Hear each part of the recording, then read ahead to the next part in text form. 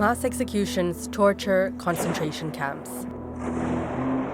It was July 1995 when the world witnessed Europe's most recent genocide. The extermination was part of an ultra-nationalistic Serbian dream of creating a greater Serbia. Here's how everything unfolded in Srebrenica. Before the Bosnian War broke out in 1992, Srebrenica was a small town of more than 30,000 people, mainly Bosniak Muslims. The UN had designated it a safe zone in 1993, and a Dutch battalion called Dutch Bat was deployed there to protect it. In July 1995, however, it became anything but safe or protected.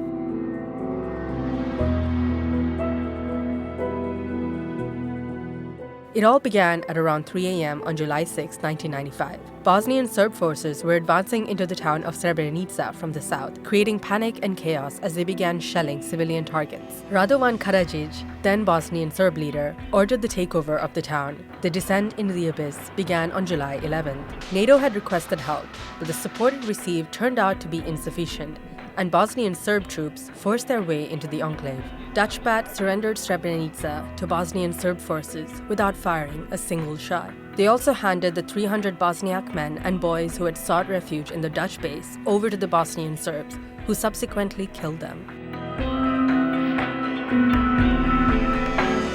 Bosnian Serb forces began to forcibly transfer women and children away from their sons, fathers, husbands, uncles, and nephews. Bosnian Serb Army Chief Ratko Mladic, aka the Butcher of Bosnia, had promised no harm would be done to them. Thousands of Bosniak mothers, wives, and daughters waited desperately in cramped refugee camps for their loved ones to return, but they never did.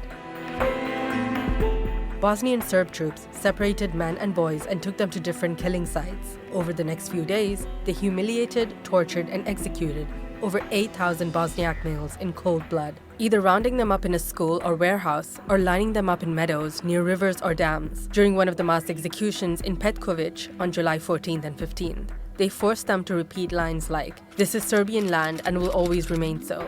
Then they shot them dead. To hide evidence of their war crimes, soldiers dug up the dead bodies en masse and dispersed them across different areas. It was also reported that Bosnian Serb soldiers raped Bosniak women.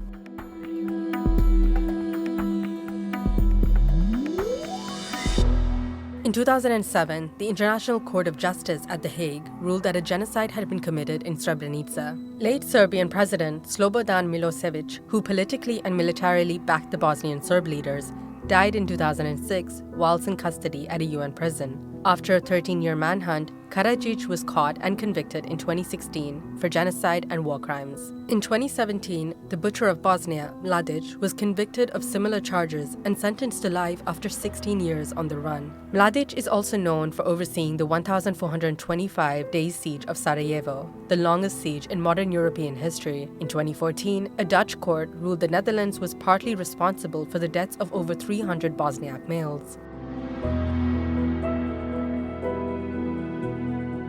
The 1995 Srebrenica genocide is often described as an open wound because while some are finally facing justice for their involvement, others walk free unpunished. Another issue is genocide denial. Earlier, in 2024, the UN declared July 11th as the International Remembrance Day for the Srebrenica genocide. Bosnian Serb leader Milorad Dodik opposed the move, saying what had happened was a crime, but it was not a genocide. It's not uncommon, even today, to see convicted war criminals like Karadzic and Mladic being glorified.